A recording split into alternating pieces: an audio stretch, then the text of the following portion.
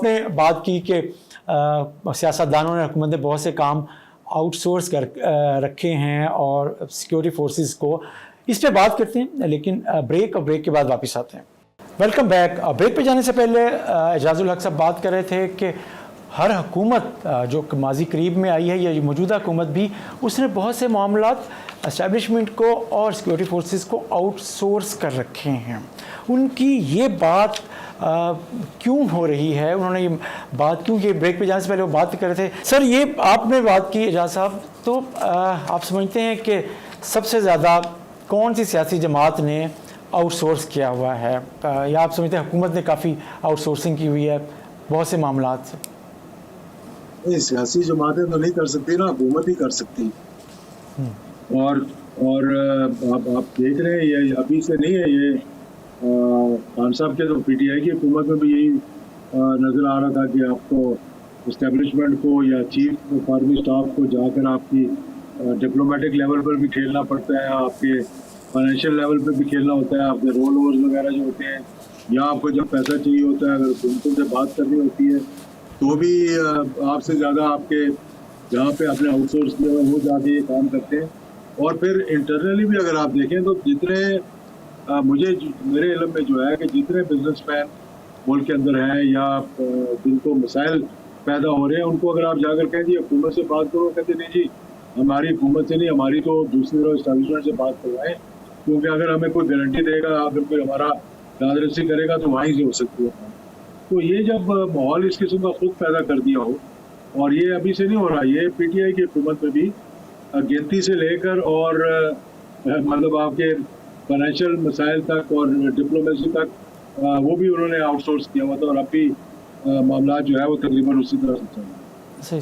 अच्छा, आपने पीटीआई के दौरे हुकूमत की भी बात की, आप अब भी शहबाज शरीफ साहब के दौरे हुकूमत की भी बात भी कर रहे हैं। सबसे ज़्यादा इन्हासार दोनों हुकूमतों में से किसने किया है सिक्योरिटी फोर्स इस्टेब्लिशमेंट पे, किस हुकूमत ने? नहीं, मतलब देखिए दोनों हुकूमतों ने किया हुआ है। ये जितनी हुकूमतें मुल्क के अंदर आती हैं माशाल्लाह किसी न किसी तरीके से तो उनके साथ बातचीत कर गुफ्तगू करके तरीक़ाकार निकाल कर आती है ना। कौन का ये अभी बात करते हैं जनाब के 24 के इलेक्शन ठीक नहीं हुए, तो मुझे बताएंगे कौन सा इलेक्शन ठीक हुआ? हालांकि ठीक हुए थे। मतलब ये एक शोशा छोड़ने वाली बात होती है, फिर सारे बोलना शुरू कर देते हैं कि जी ऐसा हुआ, ऐसा हुआ, ऐसा हुआ। तो बात यह है कि जब हुकूमतें खुद या सियासतदान खुद अपने पैरों पर खड़े नहीं होंगे, अपने आप पर इन्हिसार नहीं करेंगे, मैं ये नहीं कहता कि किसी से लड़ाई करें, लेकिन कम से कम आप ये तो बताएं ना जी कि मैं जिस पोजीशन में हम हैं, हम इस काबिल हैं कि हम कुछ करके दिखाएं मुल्क को। सही।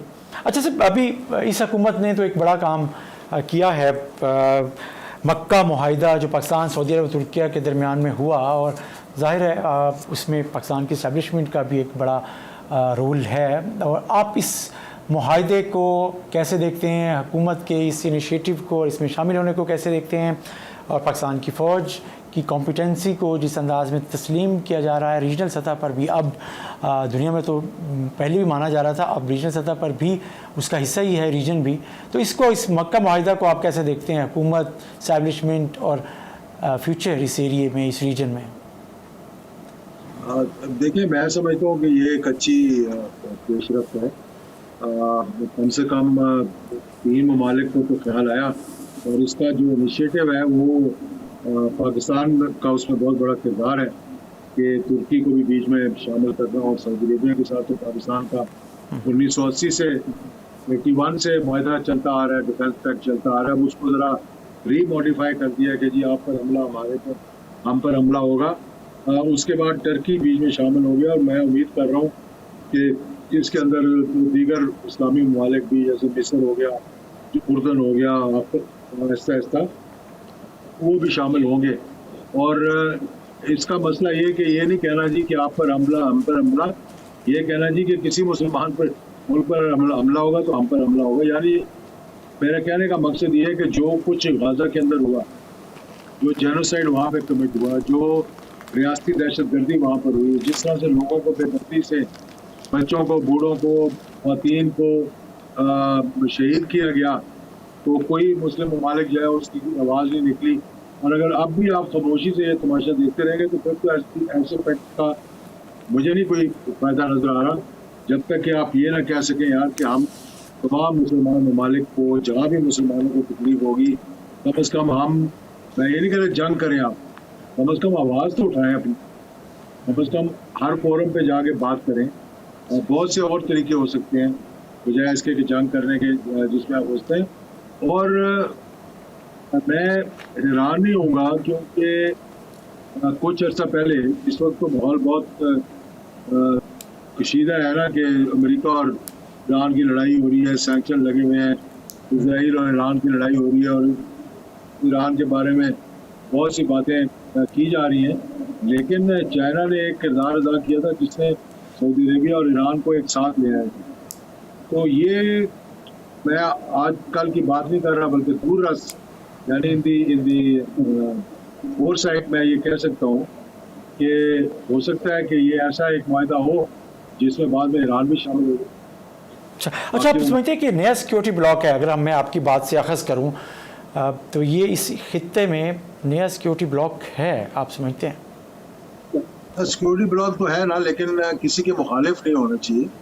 ہندوستان کو نہیں گھبرانا چاہیے جس طرح کہ ان کے میڈیا پہ آج کل بہت سا شور شرابہ ہو رہا ہے کہ یہ کیوں ہو رہا ہے اور کیسے ہو رہا ہے اور یہ کیا ہمارے خلاف ہے. کسی کے خلاف کوئی تھریٹ نہیں.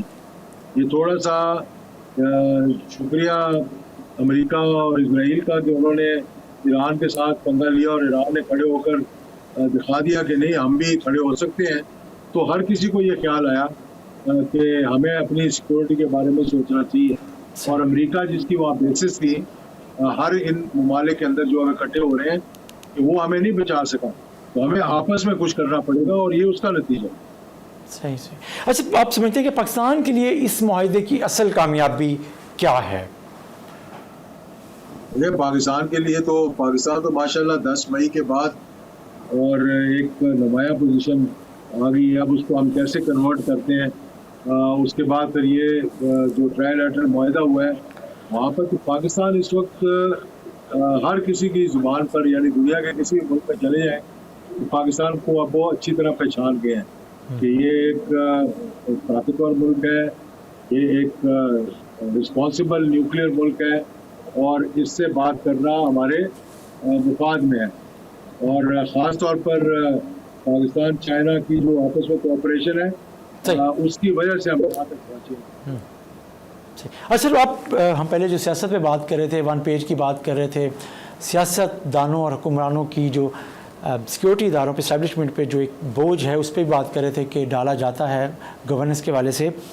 اچھا صاحب آپ نے نواز شریف صاحب کے ساتھ کام کیا ہے, آپ نے پرویز مشرف صاحب کے ساتھ کام کیا ہے, آپ نے بانی پی ٹی آئی کے ساتھ کام کیا ہے, آپ شہباز شریف صاحب کے ساتھ کام کر رہے ہیں. سب سے مشکل سیاسی ساتھی آپ کا کون سا ہے؟ دیکھیے بات یہ ہے کہ بانی پی ٹی آئی کے ساتھ تو میں نے کام نہیں کیا, لیکن ان کی حکومت کے بالکل آخر میں 3.5 سال میں نے ان سے کوئی رابطہ نہیں کیا تھا جب وہ حکومت میں تھے. تو اس کے بعد جو ہے وہ ملاقات ہوئی جب آخری دنوں میں وہ مشکل میں تھے تو بات چیت ہوئی. دیکھیں جو کام کرنے کا اگر ایک وزیر کی حیثیت سے آپ اسے پوچھیں نا تو سب سے زیادہ جو میں کمفرٹیبل تھا اور میں کو ڈیلیور کر سکتا تھا وہ جنرل پرویز مشرف کے زمانے میں. وہ محترم اللہ تعالیٰ ان کو جنرل نصیب کرے, ظفر اللہ جمالی کے ساتھ کام کرنے کا مزہ آیا, شوکت عزیز کے ساتھ کام کرنے کا مزہ آیا, کیونکہ وہ ایک پروفیشنل طریقے سے, مقصد میرا کہنے کا یہ ہے کہ ڈیلیگیٹ کرتے تھے اتھارٹی. عموماً حکومتیں جو ہے نا وہ ڈیلیگیٹ نہیں کرتی, وہ یہ نہیں دیکھنا چاہتی کہ کوئی ایک وزیر جو ہے وہ اچھا کام کر کے نمایاں ہو کر سامنے آ جائے.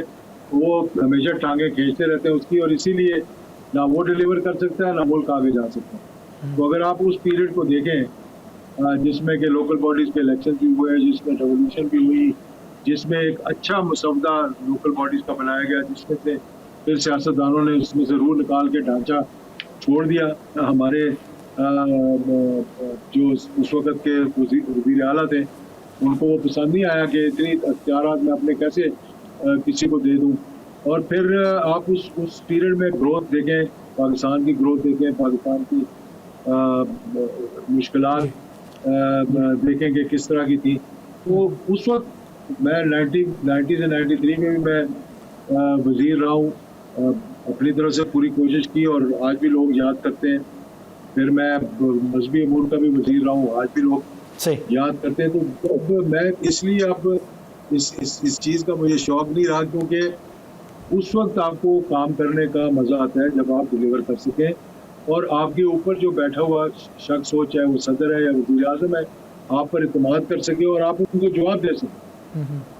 یہاں پر جو ہمارے ٹرینڈ ہے وہ یہ کہ یہ جماعتیں جو ہیں یہ سیاسی جماعتیں نہیں ہیں، یہ اب ریاستیں بن چکی ہیں کہہ لیں، یا یہ وہ کنگڈم بن چکے ہیں، یا یہ مغلیہ بادشاہ کی طرح اپنی جماعتوں کو چلا رہے ہیں کہ ان کے آگے بولنا ایک بڑا مشکل مرحلہ ہوتا ہے ان کے وزراء کے لیے. تو تبھی معاملات جو ہے وہ خرابی نکلتے ہیں. اچھا، پاکستان کی اسٹیبلشمنٹ کے ساتھ ہر بڑا سیاستدان کسی نہ کسی مرحلے پہ قریب رہا ہے، لیکن بعد میں وہ شکوہ کرتا بھی نظر آتا ہے. مسئلہ اسٹیبلشمنٹ کے ساتھ ہے یا سیاستدان خود راستہ مانگتے ہیں؟ دیکھیں، وہ جس تھالی میں بیٹھ کر آتے ہیں نا، جب اس میں چھید کرتے ہیں تو کام خراب ہوتا ہے. چیزیں سمجھ سکتے ہیں کہ کون سا سیاستدان ہے جو اس طرح نہیں آیا حکومت کے اندر، اس گملے کی پنیری نہیں تھا، اور پھر اگر آپ اسی گملے کو توڑنے کی کوشش کریں تو یہ ہمارے اصل میں جو حکمران ہیں نا، ان کو کوئی کمپلیکس ہوتا ہے.